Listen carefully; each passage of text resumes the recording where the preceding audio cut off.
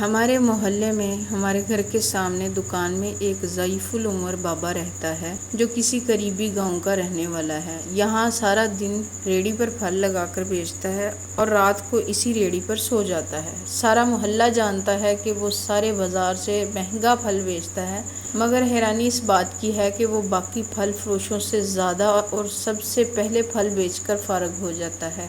ایک مرتبہ جمعہ کی نماز کا وقت تھا، ہوٹل وغیرہ بند تھے، تو اس نے سالن لینے کے لیے ہمارے گھر کا دروازہ کھٹکھٹایا۔ میں سالن اسے دے کر واپس مڑنے لگی تو اس نے جیب سے ایک کاغذ نکالا جس پر ایک آیت لکھی ہوئی تھی۔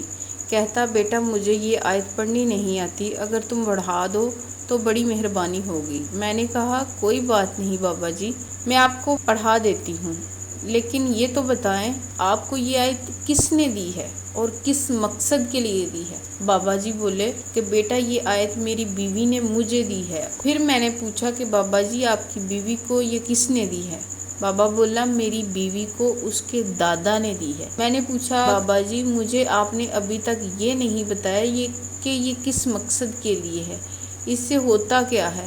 بابا کہتا کہ میری بیوی کے دادا کو کسی نے یہ آیت دی تھی، ان کے مالی حالات اچھے نہ تھے، یہ آیت صرف دن میں 100 دفعہ پڑھنی ہے، دن میں کوئی بھی وقت مقرر کر لیں۔ انہوں نے ایسا کیا اور ان کے پاس اتنی دولت آئی کہ دنیا کی ہر آسائش ان کے پاس آ گئی، لیکن ایک کمی تھی، لوگ ان کے لیے اچھے جذبات نہیں رکھتے تھے، اچھی نظر سے نہیں دیکھتے تھے۔ تب میری بیوی کے دادا کو جس بندے نے یہ آیت تحفے کے طور پر دی تھی، اس کو بتایا کہ ہمارے پاس دنیا جہان کی دولت آ گئی ہے، آسائشیں مل گئی ہیں، لیکن لوگ ہمیں اب اچھی نظر سے نہیں دیکھتے، لوگ ہم سے دور رہنے لگے ہیں۔ تب اس فقیر نے میرے دادا جی کو بتایا کہ تم بہت جلد باز میں یہ آیت لے کر چلے گئے، تم دوڑ کر بس پر چڑھ گئے، پلٹ کر بھی میری طرف نہیں دیکھا، میری بات ادھوری رہ گئی، تم ادھورا عمل لے کر بس پر سوار ہو گئے، جبکہ آدھا عمل جو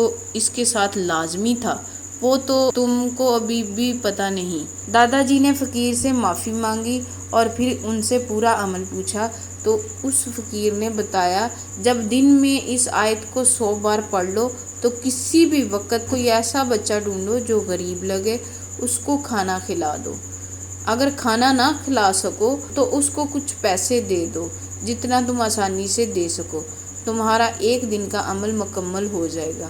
میری بیوی نے بتایا کہ اس کے دادا نے جب یہ عمل بھی کرنا شروع کیا تو ایک انقلاب آ گیا، چند دن میں ان کے گھر لوگوں کا، محلے داروں کا، رشتہ داروں کا آنا جانا شروع ہو گیا۔ وہی لوگ جو انہیں نفرت بری نظروں سے دیکھتے تھے اب انتہائی عزت دینے لگے۔ بابا بولا، اب ان کے پاس ہر آسائشیں اور زمینیں ہیں، جائیدادیں ہیں، اور سب سے بڑھ کر لوگ ان سے محبت کرتے ہیں، ان پر اعتماد کرتے ہیں۔ بابا نے مزید کہا کہ بیٹا کہتے ہیں دنیا کا کوئی مسئلہ ہو اس عمل سے حل ہو جاتا ہے۔ وہ بار بار یہ کہہ رہا تھا کہ اللہ نے اس عمل میں بہت طاقت رکھی ہے، اگر جلدی مسائل کا حل چاہتے ہو تو اس کو تہجد کے وقت پڑھو۔ میری بیوی بھی اسے تہجد کے وقت ہی پڑھتی ہے۔ تب میری سمجھ میں یہ بات آئی کہ اس کا مال مہنگا ہونے کے باوجود بھی سب سے زیادہ اور جلدی کیسے بک جاتا ہے۔ وہ آیت یہ ہے، اللہ لطیف بعبادہ یرزق من یشاء وہو القوی العزیز۔ اللہ تعالی ہم سب کے لیے آسانیاں پیدا کرے، آمین۔